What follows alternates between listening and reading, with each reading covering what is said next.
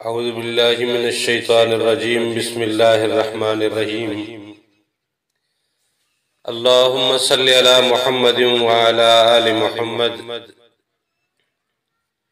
دوستو، ہمارا تعلیمی اور تدریسی سلسلہ کچھ دنوں سے رکا ہوا تھا۔ اس کی وجہ یہ تھی کہ میں سکھر اور گھوٹکی کے کچھ ایسے علاقوں میں تھا جہاں پہ بجلی اور نیٹ ورک کا سلسلہ نہیں تھا، لہذا ہمارے ہاں یہ سفر چلتا رہتا ہے اور درویشوں سے جو ہمیں سبق ملتا ہے، فقیروں کی سنت پہ عمل پیرا ہوتے ہوئے یہ سفر ہماری زندگی کا حصہ رہتا ہے، لہذا اس سفر کی وجہ سے کبھی کبھار زندگی کے معاملات جو ہیں وہ رک سے جاتے ہیں یا وہ تھوڑے ڈسٹرب ہو جاتے ہیں۔ خیر، آج ہم جو گفتگو کر رہے ہیں وہ یہ ہے کہ انسان کو اپنی اندرونی اور بیرونی بیماریوں سے کس طرح بچا جائے۔ اگر چاہتے ہیں کہ زندگی میں بیماریاں کم سے کم ہوں،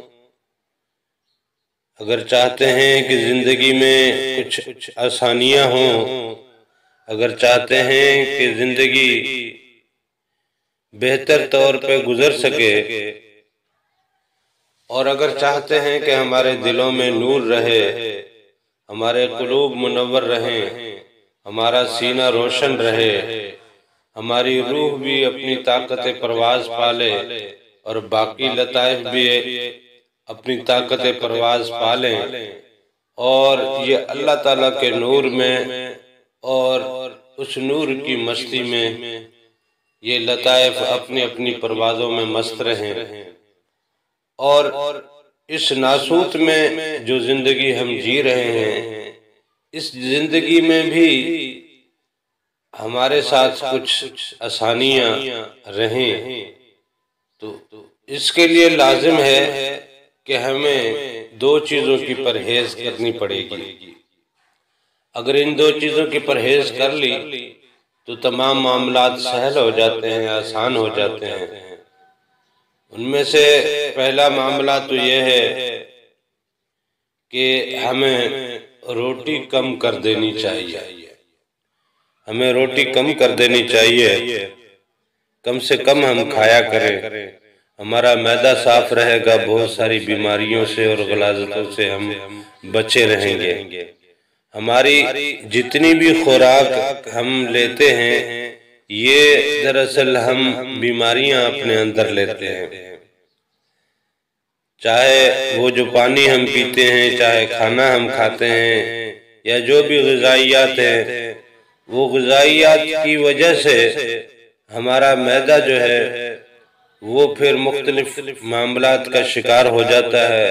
اور اس معدے کی وجہ سے پھر پورا جسم مختلف مسائل کا شکار رہتا ہے۔ لہذا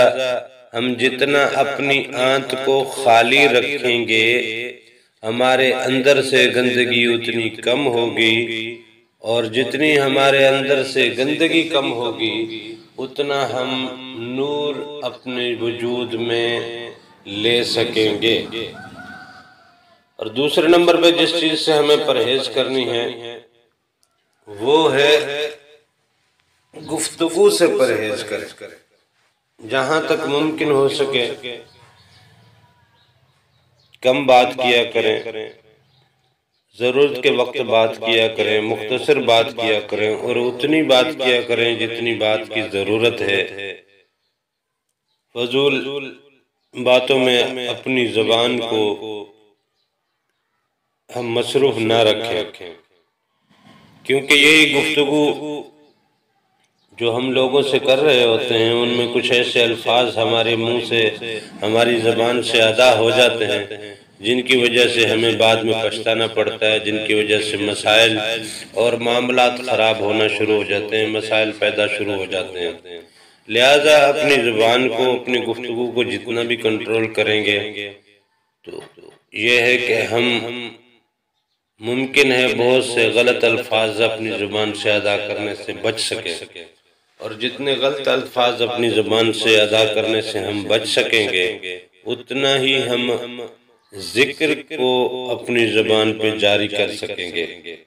اور جتنا ذکر ہماری زبان پہ جاری ہوگا اتنا ہی ہمارے اندر پھر نور جو ہے وہ پیدا ہوگا۔ یہ جسم ہمارا کسی کام کا نہیں ہے، یہ جسم تو بیماریوں کا، دردوں کا، تکلیفوں کا، گوڑے گٹے ہمیشہ ہمارے جناب یہی درد میں رہتے ہیں، پیٹ کی تکلیفیں ہماری رہتی ہیں، سر درد رہتا ہے، بخار رہتا ہے، ان آنکھوں سے آنسو جاری رہیں گے، کبھی کس بات کا غم ہے، کبھی کس بات کا غم ہے،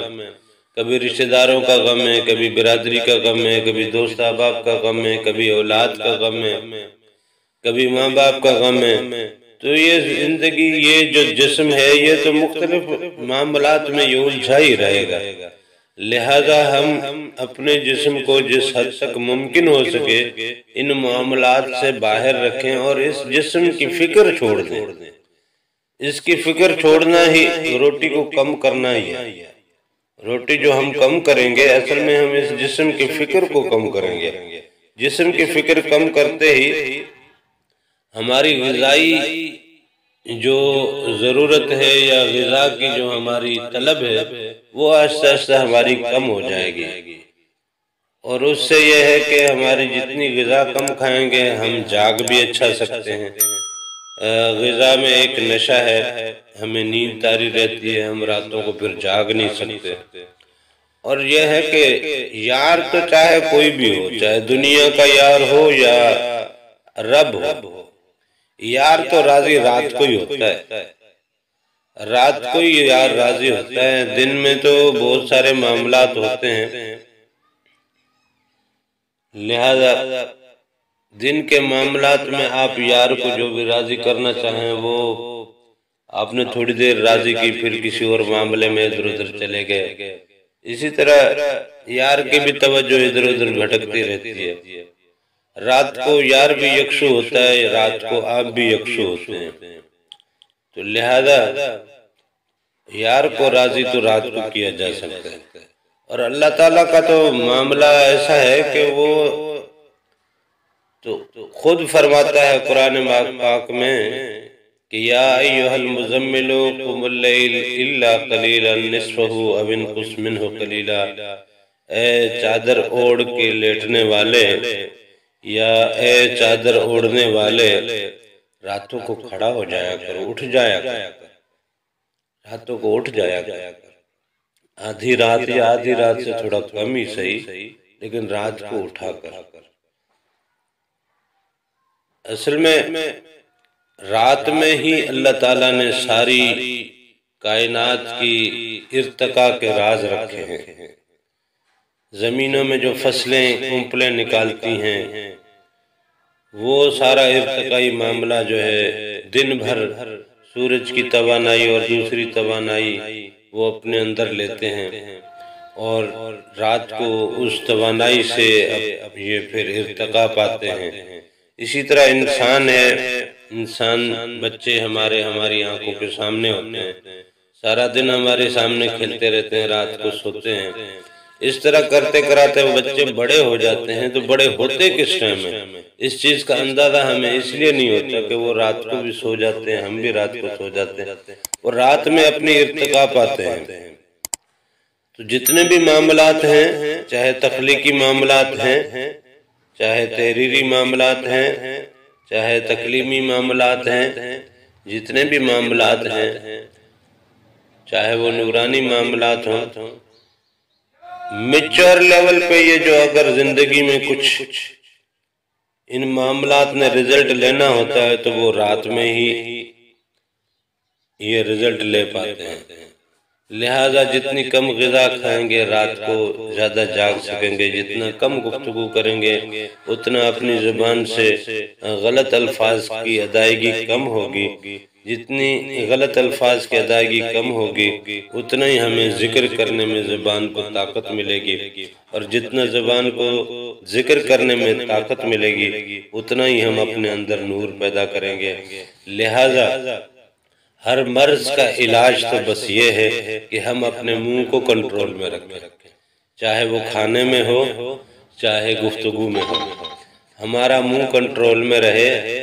اور ذکر کے معاملات میں ہمارا منہ جو ہے وہ جتنا زیادہ، ہماری زبان جتنی زیادہ چل سکے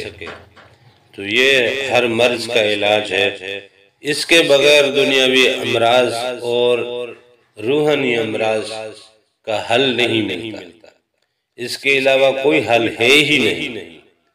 لہذا ہر مرض کا علاج اسی چیز میں موجود ہے کہ ہم اپنے منہ کو کنٹرول میں رکھیں،